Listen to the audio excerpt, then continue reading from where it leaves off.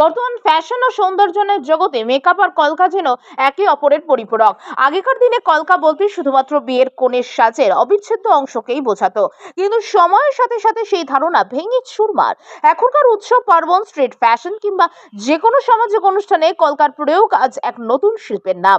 এমনকি দেবদেবীর আরাধনা থেকে শুরু করে পাঞ্জাবি বা শাড়ির ডিজাইনেও কলকার শৈল্পিক ছোঁয়া এক আভিজাত্য তৈরি করেছে।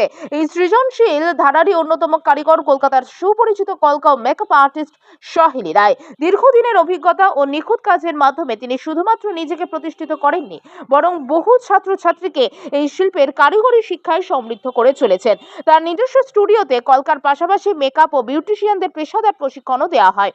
তবে বর্তমান সময়ে সোশ্যাল মিডিয়ার রমরমা বাজারে মেকআপ ও কলকা নিয়ে নানাবিধ বিতর্ক ও সমালোচনার ঝড় উঠতে দেখা যায়। কখনো কাজের মান নিয়ে প্রশ্ন, আবার কখনো নতুন ট্রেন্ডের গ্রহণযোগ্যতা। সব মিলিয়ে এক মিশ্র প্রতিক্রিয়া তৈরি হয় সমাজ মাধ্যমে।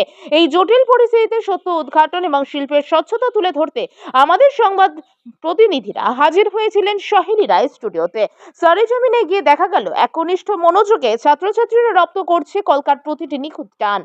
বিতর্কের মুখে এই শিল্পের অবস্থান কি, কেন আজ মেকআপ ও কলকা নিয়ে এত চর্চা, এই সমস্ত প্রশ্নের উত্তর খুঁজতে আমরা মুখোমুখি হয়েছিলাম সহেলি রায়ের প্রশিক্ষণরত ছাত্রছাত্রীদের অভিজ্ঞতা এবং সহেলি রায়ের অকপট বক্তব্য।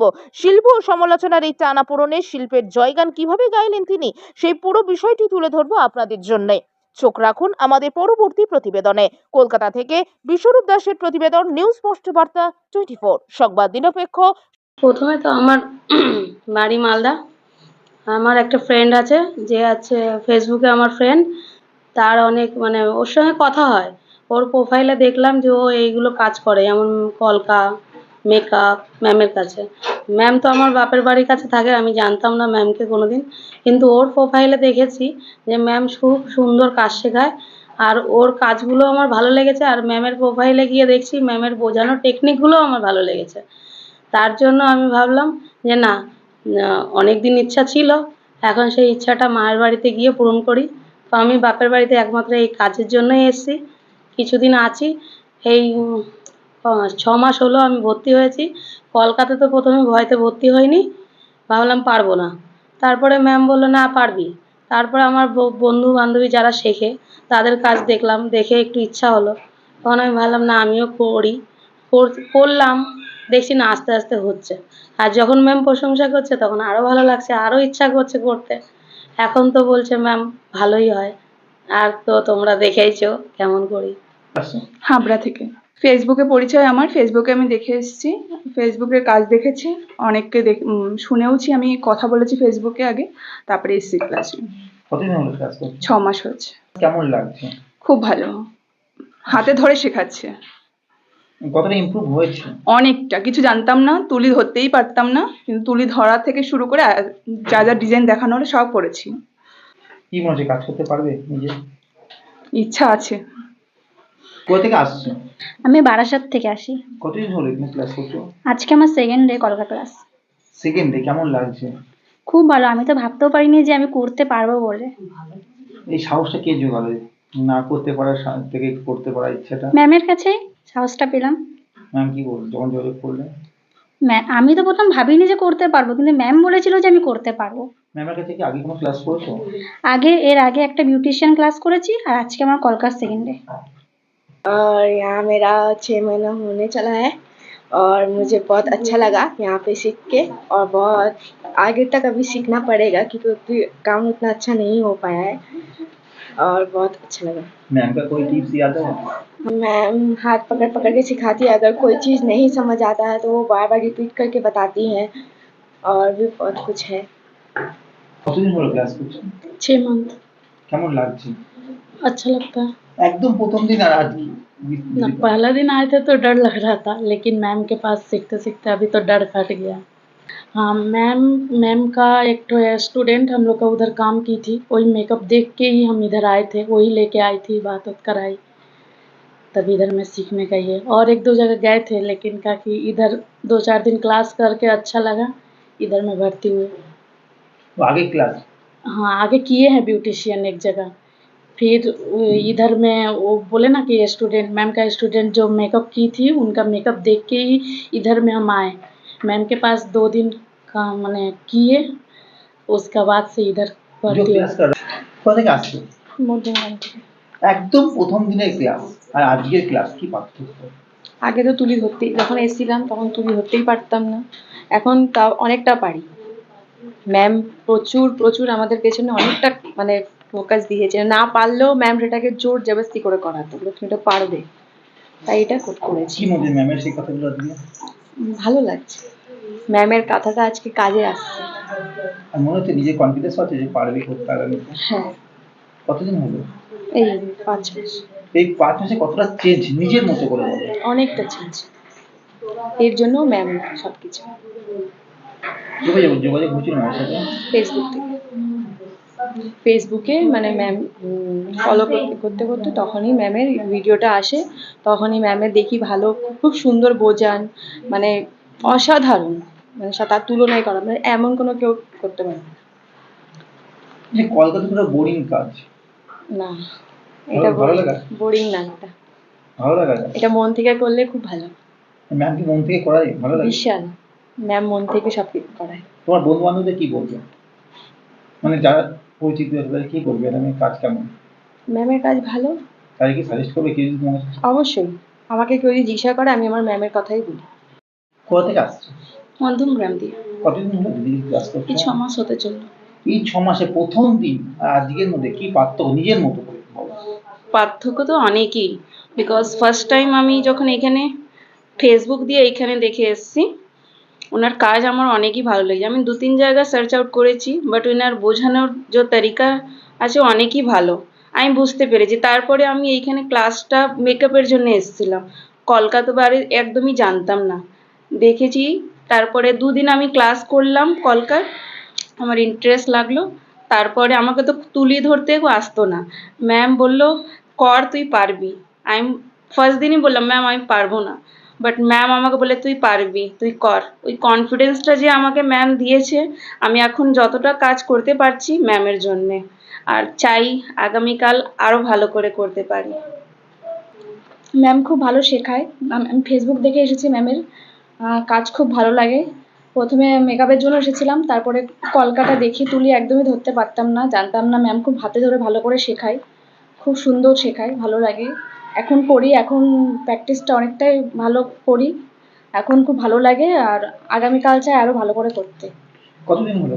এই 1 মাস হচ্ছে, নতুন একদম। এই 1 মাসে সে প্রথম দিন থেকে আজকে কতটা ইমপ্রুভ হয়েছে? খুব ভালো লাগছে। আগের থেকে যা না পারতাম, তুলি একদমই ধরতে পারতাম না, আজ এখন ভালো, মানে সব কিছুই পারি করতে, ভালো করতে পারি সব কিছু। আর এই কাজগুলো বাড়ির লোক দেখছে, হ্যাঁ। বন্ধু বান্ধব দেখছে, হ্যাঁ, তারা সবাই কি বলছে? দেখে ভালো বলছে, জিজ্ঞেস করছে কোথা থেকে শিখেছো, করছো, এইটুকু। যখন সবাই ভালো বলছে নিজের কতটা ভালো লাগছে? হ্যাঁ, খুব ভালো লাগছে। কি মনে হচ্ছে ম্যাম কতটা শেখাতে পেরেছে? হ্যাঁ, ম্যাম অনেকটা শেখাতে পেরেছে। ম্যাম ভালো করে শেখায়, খুব বুঝিয়ে শেখায়, খুব ভালোবেসে শেখায়। না, বর্তমান সময়ে মেকআপের সাথে সাথে কলকাটা অতি প্রয়োজনীয়, বা প্রত্যেক মেকআপ আর্টিস্টকে কলকাটা শেখাটা খুব প্রয়োজন হয়ে উঠছে। সেক্ষেত্রে আপনি একজন কলকা আর্টিস্ট, কিভাবে দেখছেন বিষয়টাকে? বিষয়টা এটাই যে আমার মনে হয় কলকা এরকমই একটা মানে কোর্স বলা যায় বা যেটা করলে আমার ফার্স্ট কথা কোনো প্রোডাক্ট লাগছে না সেইভাবে, আর খুব কম খরচে যারা করবে, যারা মনে করো যে অনেকটাই বেশি ইনভেস্ট করতে পারছো না, তা আমার মনে হয় তাদের করা উচিত। আর কলকাটা একটা আর্ট যদিও, আর ভালোবাসার কাজ, আর এই ভালোবাসা নিয়ে যদি আমরা এগোতে পারি অবশ্যই সাকসেস হব। আর মেকআপের সাথে সাথে কলকাটা আমার মনে হয় খুবই দরকার, কারণ আমরা যখন একটা ব্রাইডাল করতে যাই কাজ, ব্রাইডাল কাজে তো সবসময় ব্রাইডরা কিন্তু একটা কলকা চায়। তা আমরা যদি কলকাটা না জানি, না শিখি, তখন আমরা কলকাটা করব কি করে? আর রিসেপশনে হয়তো যদিও আমাদের কলকাটা প্রয়োজনীয় না এখন, মানে বর্তমানে এতে এখন কলকাটা চাই না, কিন্তু ব্রাইডালে কলকাটা ব্রাইডরা খুবই পছন্দ করে।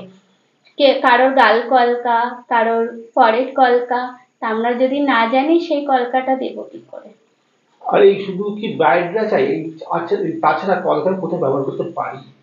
একটা কলকা, মানে আমরা যদি কলকাটা জানি, তা আমরা একটা পাঞ্জাবির উপরে করতে পারি। কোনো কোনো সময় আমাদের মণ্ডপে যে পুজো হয়, বড় বড় পুজো, সেখানেও আমরা এই কলকাটা মানে আলপনা দিতে পারি যদি আমরা কলকাটা জানি। পাঞ্জাবির ওপর আমাদের যেরকম বাঙালিদের যেরকম পয়লা বৈশাখ, পুজোর অষ্টমীতে যখন আমরা যাচ্ছি দুর্গা পুজোর, তখন একটা পাঞ্জাবিতে যখন কলকা করে আমরা একটা অষ্টমী পুজো দিই, বেশ খুবই ভালো লাগে। মানে বলার মতন এতটা সুন্দর লাগে। তা নিজেদের কাজ যখন আমরা নিজেরা এইভাবে আরো ইয়ে করি, তা সত্যি বলার মতো না। স্পেশালি আমার তো ভীষণ ভালো লাগে, আর সব থেকে বড় কথা আমি কলকা ভীষণ ভালোবাসি। এরকমও হয় যে শুধু মণ্ডপে কেন, রাস্তার ওপর করানো হচ্ছে নানান রকম আলপনা, মা যেখানে বসছে, যেখানে পুজো হচ্ছে সেখানে কলকা করানো হচ্ছে। তারপর তো গাছকৌটো, বিয়ের যাবতীয় কুলোর মধ্যে কলকা। এখন কলকা কিসে ব্যবহার করা হয় না, প্রত্যেকটা কাজেই কলকা লাগে। সত্যি বলতে আমি কোনো প্রফেশনকেই ছোট করছি না, কিন্তু আমার মনে হয় কলকা যদি তুমি করতে পারো, এর থেকে বেশি হেল্প মনে হয় না কলকাতে যতটা হেল্প হয়। মানে খুব অল্প পুঁজি। হ্যাঁ, কারণ এর মধ্যে কোনো প্রোডাক্ট সেইভাবে লাগছে না, শুধু লাগছে ফেব্রিক আর তুলি। কিন্তু তুলে ধরতে অনেকে পারেন না। হ্যাঁ, সেটা তো অবশ্যই, কারণ তুলি ধরাটা খুব টাফ। কিন্তু যখন একবার তুলি ধরে নেওয়া যায়, সেই তুলি আর ছাড়তে ইচ্ছে করে না। সব থেকে বড় কথা, আমি মনে করি যে কোনো কাজ খুব ভালোবেসে করতে হয়, সেটা মেকআপই হোক বা কলকাই হোক। আমার এখানে যদিও 3টে কোর্স করানো হয়, আমি মেকআপও শেখাই, কলকাও শেখাই, আমি বিউটিশিয়ান কোর্সও আমার এখানে করানো হয়। এবার কলকাটা করতে অনেকেই ভয় পায়, কারণ তুলিটা ধরতে পারে না, মেন কথা ওরা ভয় পায়। তা আমি সেটাই ওদের সাহস দিই যে তোমরা একবার চেষ্টা করো। আমি ওদেরকে বলি তোমরা আরো বেশি করে প্র্যাকটিস করো। তুলিটা আমি মনে করি না যে সেরকম টাফ, কারণ হয়তো প্রথম 2-1টা টাইম একটু কষ্ট হয় করতে কাজটা, কিন্তু একবার যদি সেটা করে নেয়, আয়ত্তে আনা যায় তুলিকে, তুলি তোমার অনেক কথাই শুনবে। কারণ তুলির টানের মতো অনেকে যেরকম হয় এখন কলকা করে, পেন দিয়ে করে। সত্যি বলতে আমি পেন একদম পছন্দ করি না।